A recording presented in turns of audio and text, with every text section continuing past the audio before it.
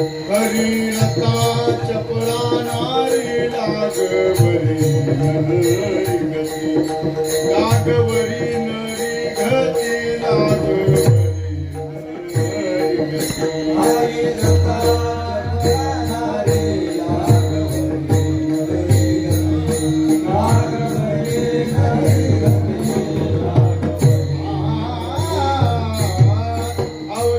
अंगे सर्वोत्तम भोगी काम भोगिका भोगी काम भोगिका भोगी काम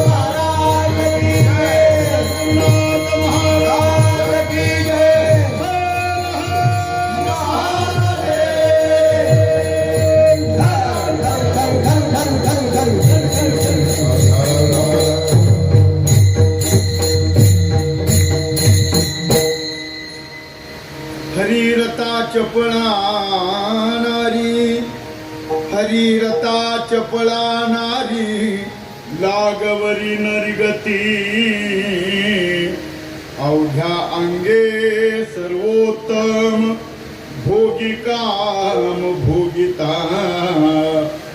हरिरता चपळानारी लागवरी नरगती अवघ्या अंगे सर्वोत्तम भोगी काम भोगिता वाचा वाचत्वासी नये कोठे काय करावे अवघ्या अंगे सर्वोत्तम भोगी काम भोगिता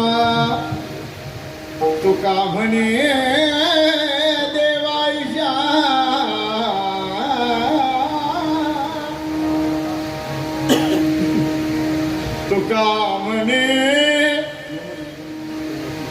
तुका म्हणे देवाईशा देव पिशा उदार अवघ्या अंगे सर्वोत्तम भोगी काम भोगिता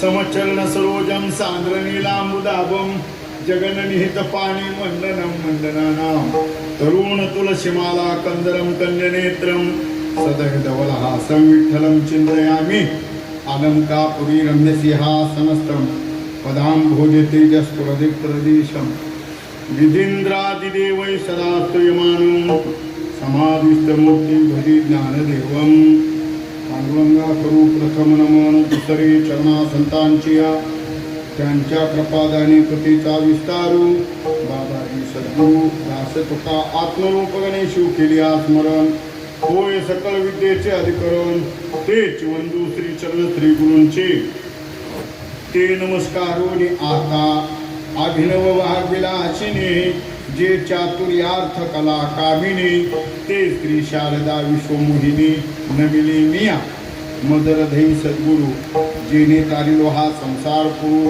म्हणून विशेष अत्यादरू विवेकावरी शरण शरण जी हनुमंता तुझा आलो रामदूता काय भक्तीच्या त्या वाटा मद दावाव्या सुबटा मस्तक माझा पायावरी या वारकरी संतांच्या नमो तीर्थ पंथा चालती पाऊले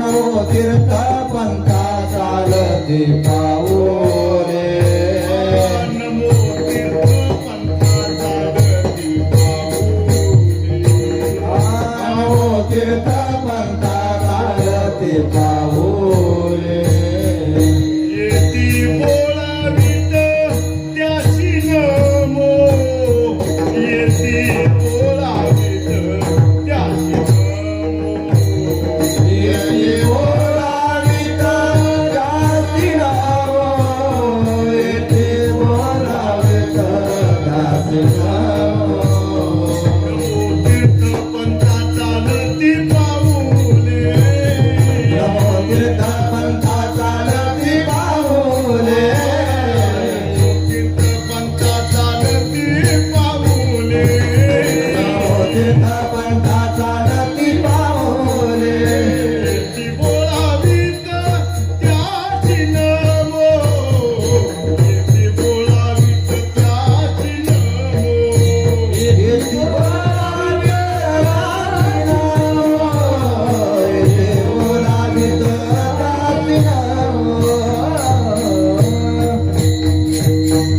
योऽन्त प्रविश्य मम वाचमिमां प्रसुप्तां सञ्जीवयत्यखिल शक्तिधर स्वधाम्नाम् अन्यां च हस्तचरणश्रवणत्वगादीन् प्राणान्नमो भगवते पुरुषाय तुभ्यम् हरिरथाच पळाणारी लागवरी नरिगती अवघ्या अंगे सर्वोत्तम भोगी काम भोगिता वाचा वाचत्वाशी नये कोठे काय करावे तुका म्हणी देवा ऐशा देव पिशा उदारा अवघ्या अंगे सर्वोत्तम भोगी काम भोगिता.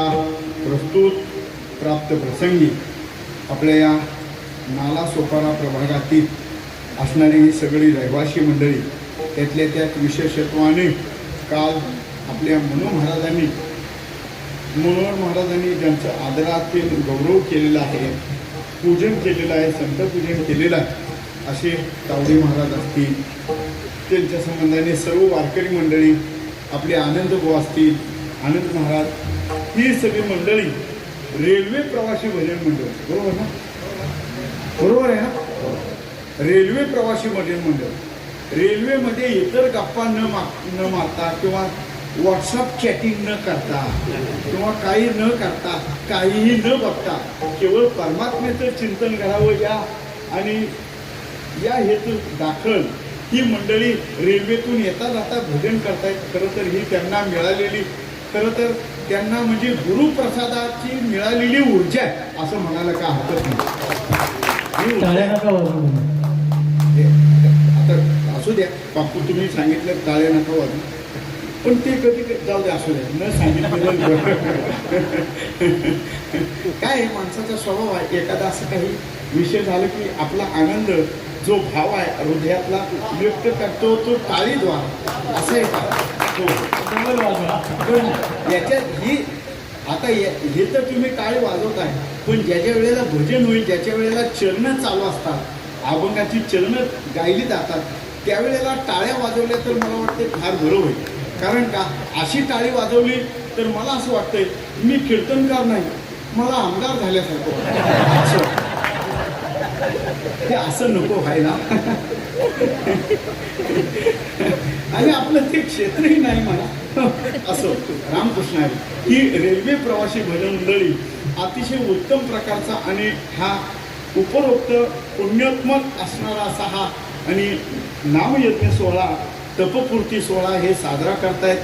या सर्व रेल्वे प्रवासी भजन मंडळांना, वारकऱ्यांना माझे शतकोटी प्रणाम आहेत. या निमित्ताने ही मंडळी खरं तर 2 दिवस का असेना, पण ही मंडळी जवळजवळ 100 लोक हे चालायला असतात हे मानावं लागेल. आणि संत महात्म्यांच्या मताप्रमाणे वाराणसी चाली जे 1 मासा हा आणि काय ते नाही पण त्याच्या अगोदरचं काय, वाराणसीला जायचं असेल तर 1 महिन्याचा प्रवास, पुढं काशीला जायचं असेल तर 1 दिवसाचा प्रवास म्हणा, काशी यात्रा.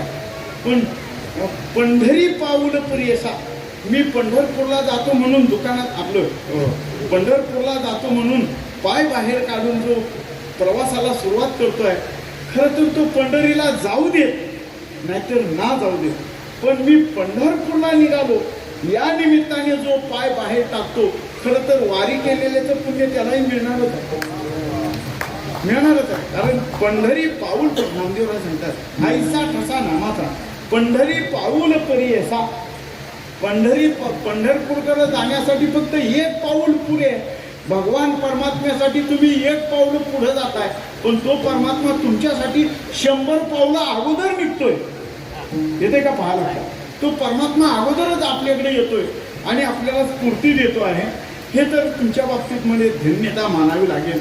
या निमित्ताने तुम्हा सर्व या भजन मंडळ, वारकरी मंडळ, वारी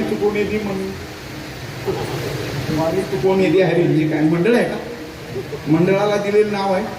वा वा वा, ही बाकीची नावं असते आपल्याकडे. महाराज संदीप महाराज आपल्याकडे अचानक मंडळ निघतंय, अजून कुठलं कसलं मंडळ निघतंय, कुठून पण हे वारी चुकवणी तरी हे मंडळ पहिल्यांदाच पाहतो. माझ्या तरी म्हणजे कीर्तनाला प्रवास करतोय त्याला 25 वर्ष होऊन गेली म्हणून बाबा. मी आतापर्यंत असं हे नाव कुठं पाहिलं नव्हतं. वारी चुकून येते असं नाही. उलट आपला डिजिटल बोर्ड कसा काय जास्त झळकल त्याच्या खाली खरी भक्ती तिथे तसा बोर्ड असेल. पण इथे तुमच्या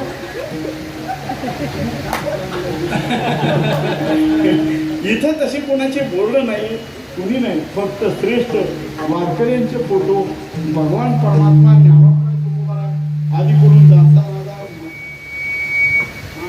असणारं गणेश ही बरं आहे. असं पाहिजे. खरं तर तुमचा आदर्श अनेक मंडळांनी घ्यायला पाहिजे. गावोगावच्या पारायणातल्या सप्ताहाच्या मंडळांनी, सप्ताहाच्या अधिकाऱ्यांनी आपल्या नावापेक्षा ज्ञानोबारायण तुकोबारायांचं आपल्या धर्माचं नाव कसं उज्ज्वल राहील याचा विचार केला जर हे असं काही छापलं तर मला असं वाटतंय धर्माला आलेली ग्लानी आहे ना ती संपुष्टात येईल आणि अधर्माची अभिवृद्धी होण्याच्या ऐवजी अधर्म खंडित होईल, धर्मच संस्थापित होईल. आहे का नाही? म्हणून तर म्हणावं लागतंय की वैष्णवांचा माल खरा तुला असो या नियमांना अनुसरून तुम्ही आणि हा नामयज्ञ तपपूर्ती सोहळा करता आहात. पण सोहळ्याची सांगता आपल्या काल्याच्या कीर्तनाने होते हे एक मोठं जमीची बाजू. कारण काही ठिकाणी काला काही ठिकाणी करतच नाही, काही ठिकाणी अजूनही लोकांना संभ्रम आहे. पण असो आता ही तुमचं शनिवार रविवार गाठून काम आहे मुंबईकरांना. कारण का सुट्टीचे दिवस एवढेच आहेत. त्याच्यात काय द्वादशी आली काय नाहीतर आणखी एकादशी आली हे कारण का हे मुंबई म्हणजे धावाधावी करी ऐशी धावाधावी ह्या मुंबई. जो कोणी धावाधावी करेल तोच आहे. जो कोणी पडेल त्याला तुडवून माणसं जातील. आहे का नाही? त्याला द्वेष मिळून जातील. अवघड आहे. कारण का मीही काही दिवस मुंबई केलेली आहे. साधारणपणे 1988 ते 95 या वेळेत होतो, या काळात होतो.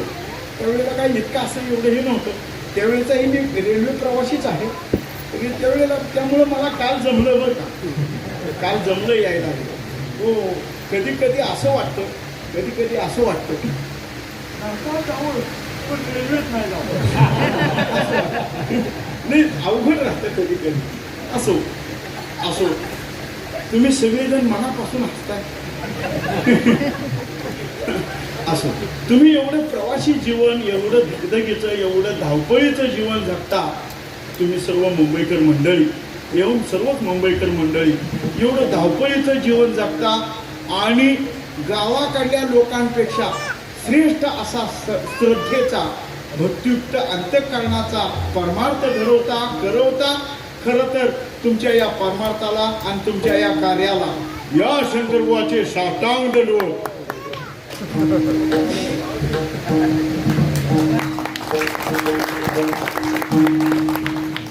काय नाही जरा कंबरचं दुखत होतं म्हणून जोर असं आपले सर्वांच्या चरणी आणि विनम्र अभिवादन करतो आणि काहीशा वेळात चिंतन सेवा उघडतो. खरं तर आता कीर्तन सेवा संपली पाहिजे होती पण आताशी सुरू झाली. आता बॉयलर कधी पेटवायचा, परत साखर कधी पडायची असं नाही का म्हणा. असो पण या निमित्ताने आपण सर्वजणांनी हा नामयज्ञ तपपूर्ती सोहळा करत आहात. संप्रदायाला नियमाला अनुसरून काल्याचं कीर्तन हे पूर्णतेचं प्रतीक असतं. म्हणून संप्रदायाला अनुसरून असणारी आजची चिंतनाची सेवा जगद्गुरु तुकोबारायांचा आणि अभंग हा गवळणीपर प्रकरणातील असून या अभंगाद्वारा परमात्मा श्रीकृष्णाच्या प्रेमाला रत झालेल्या किंवा परमात्मा स्वरूप झालेल्या ज्या गवळणी आहेत त्या गवळणींची अवस्था, प्रेमावस्था या अभंगाद्वारा जगद्गुरु तुकोबाराय प्रतिपादित करतात.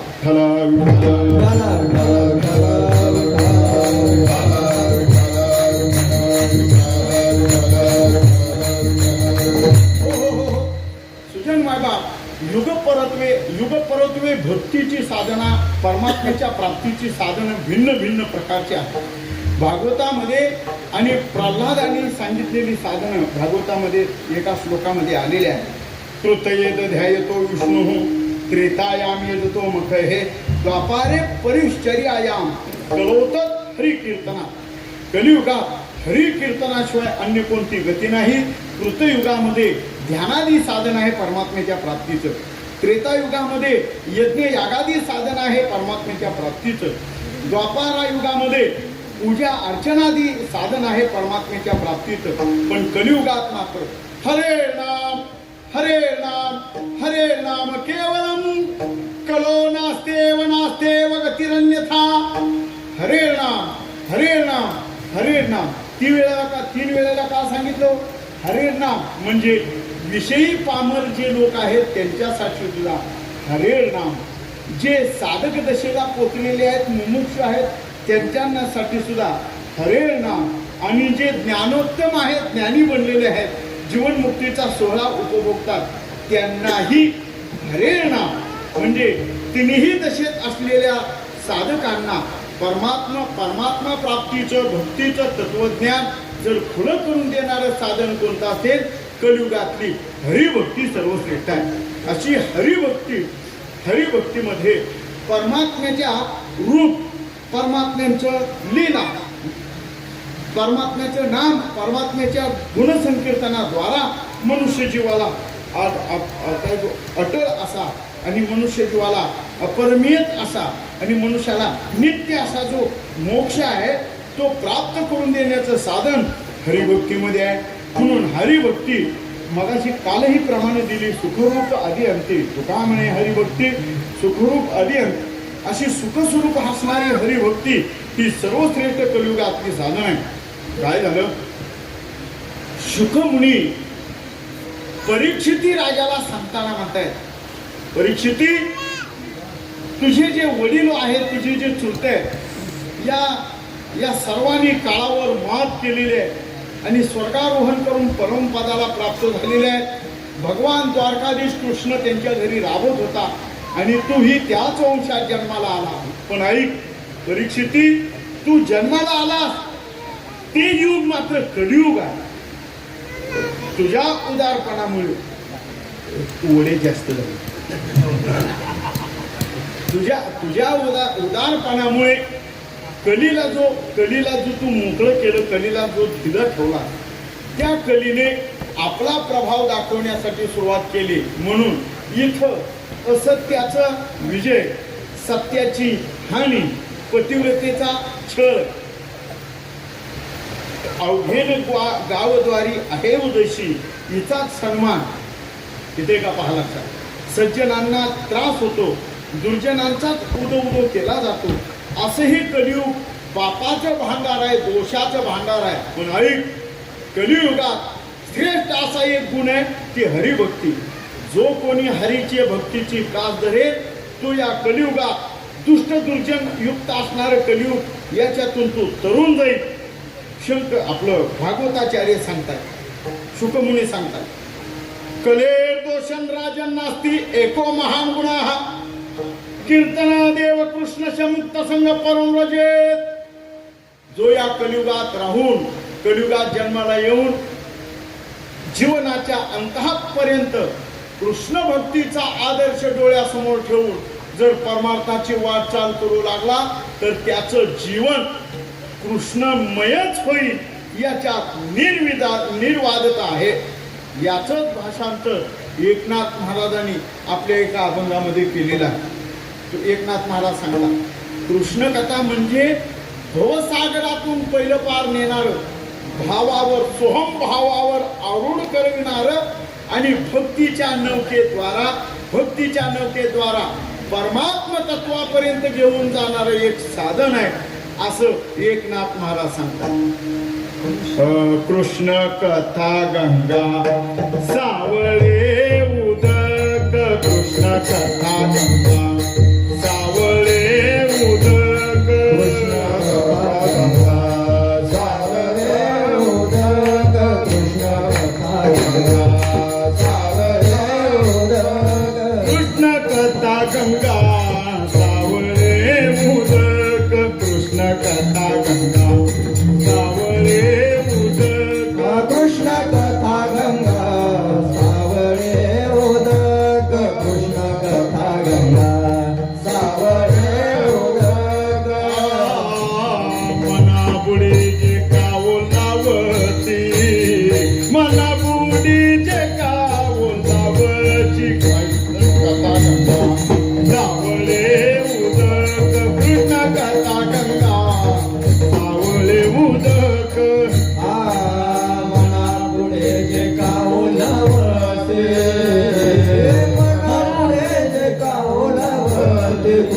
कथा गंगा सावळे उदक कृष्ण कथा गंगा सावळे उदक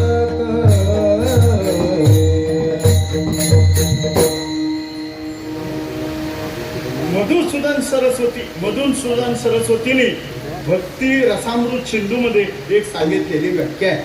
कृष्ण या शब्दाची व्याख्या त्यांनी सांगितलेली आहे. 2-3 व्याख्या सांगितल्या, त्यातले मी माझ्या पाठ असलेल्या मी तुम्हाला सांगतो.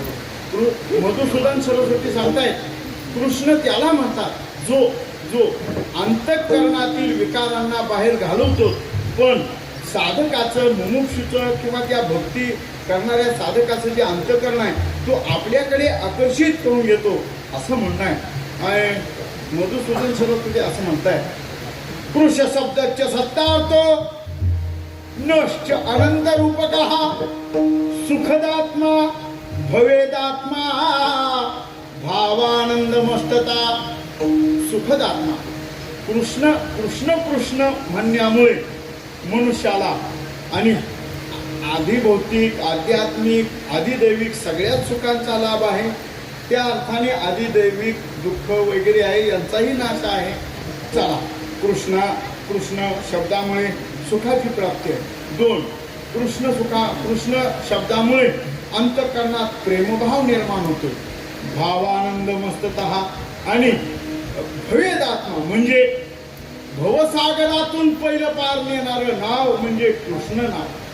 म्हणून या कृष्ण नावामध्ये जे या कृष्णरूपी नावेमध्ये जे आरूढ झाले ते मायेचा तीर न लागता, मायेचं पाणी न लागता पहिलं पार झाले. ते कचिनीला तरले जे सर्व भावे मज बजणे तया ऐलीच थडी सरले माया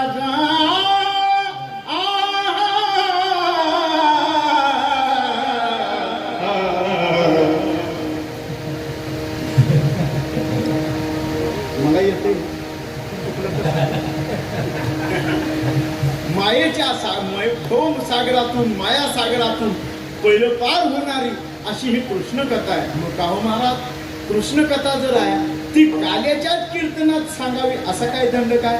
काल्याच्याच कीर्तनात सांगावी. कारण कृष्ण परमात्म्याचा अवतार जो आहे तो परिपूर्णतम आहे.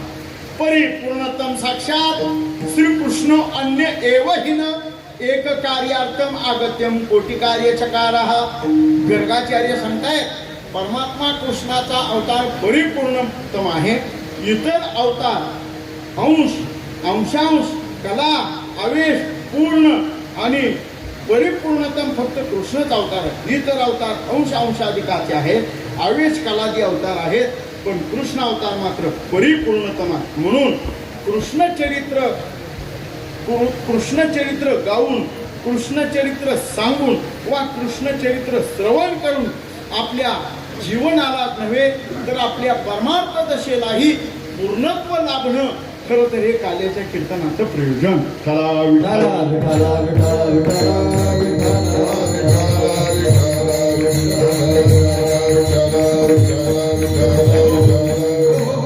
मग काल्याच्या कीर्तनाचं जर हे प्रयोजन असेल तर काल्याच्या कीर्तनात परमात्मा श्रीकृष्णाचं चरित्र तर आगाध आहे.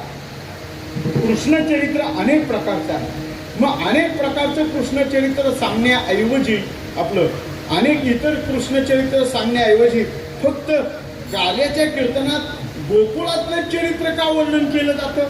तर याचं उत्तर असं आहे, भगवान परमात्म्याने इतर चरित्र जे केलेलं आहे, गोकुळातलं चरित्र सोडून इतर मथुरेत केलेलं, द्वारकेत केलेलं जे काही चरित्र आहे ते रजोगुण तमोगुण दोतत असं चरित्र आहे. पण गोकुळात केलेलं चरित्र मात्र शुद्ध सत्वगुण संपन्न भक्तियुक्त अंतःकरणाचं आहे किंवा त्याद्वारा भक्ती प्रगटविणार आहे.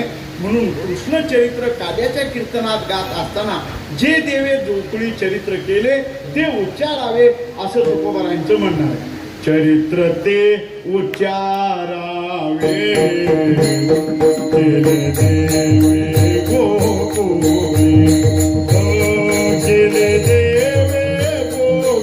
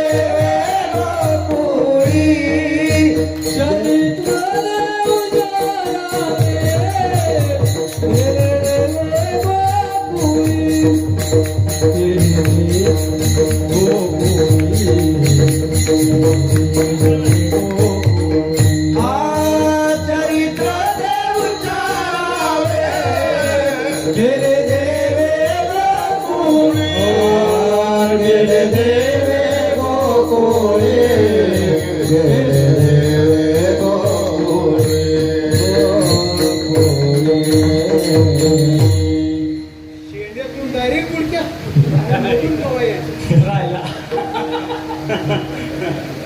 चरित्र ते उच्चारावे केले देवे गोकुळी किंवा गायीनं ते लिळा चरित्र पवारे राखिले सौंदडे सहित गायी.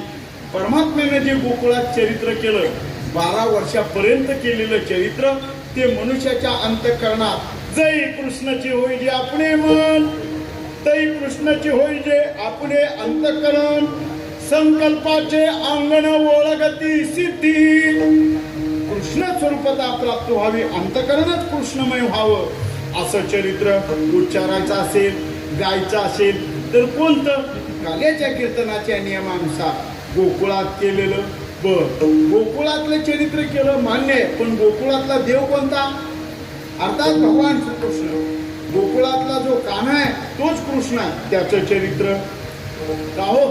रामाचं चरित्र आहे का रामाचं चरित्र काल्याच्या कीर्तनात नाही सांगितलं जात नाही कारण राम हा मर्यादा पुरुषोत्तम आहे आणि भगवान कृष्ण हा परिपूर्णतम आहे अमर्यादता आहे त्याच्या ठिकाणी. म्हणून परमात्म्याचं विश्वरूप दर्शन कोणत्या अवतारात झालं सांगा. भगवान परमात्म्याचं विश्वरूप दर्शन कोणत्या अवतारात झालं. राम अवतारात वामन अवतारात नरसिंह अवतारात कुठल्या अवतारात झालं सांगा. भगवान योगेश्वर श्रीकृष्ण म्हणजे कुरुक्षेत्रावर जे विश्वरूप दर्शन दाखवलं ते स्वरूप दाखवलं तो अवतार आहे कृष्ण अवतार. म्हणजे असं सगळ्या अवतारांचं परिमार्जन एकटाच कृष्ण परमात्मा आहे. म्हणून कृष्ण चरित्र काल्याच्या कीर्तनात वर्णन करावं कळालं मला. पण संबंध कसा आहे कारण कृष्ण चरित्राचा संबंध फक्त एकट्या कृष्णाशी नाही तर कृष्णासोबत असणाऱ्या गवळणी कृष्णासोबत असणारे गोपाळ कृष्णासोबत असणाऱ्या गायी या सर्वांना मिळून कृष्ण चरित्र आहे. येते का पाहायला येते का पाहायला. कृष्ण चरित्र गवळणी गायी गोपाळ यांच्याशी जोडलेला मग यांच्याशी जोडलेले चरित्र ते अगम्य आहे. काय काय कृष्ण रसमिती पिबतीही गोभीही असं वर्णन आहे. शंकराचार्य सांगतायत गोपी नावाची व्याख्या करत असताना गोपी नावाची व्याख्या शंकराचार्य सांगतात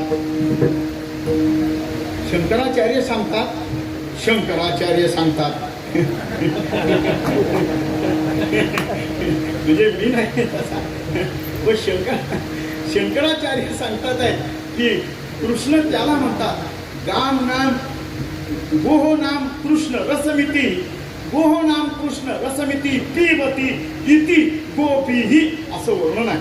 गोपी त्यांना म्हणतात जे सततच कृष्ण कथेचा कृष्ण जीवनाचा आस्वाद घेतात तेच जे कोणी आहेत ते गोपी. म्हणजे आपला आनंद आपल्या हृदयातला परमानंद इंद्रियाद्वारा अभिव्यक्ती करतायत आणि हृदयात अंतःकरणात असणारे कामाधिकार यांचा त्याग करून केवळ भक्ती सुखच अनुभवतात. असे जे कोणी आहेत इंद्रियांचं दमन करून परमात्मा चिंतन करतात खरं तर ते सगळेच गोपी आहेत.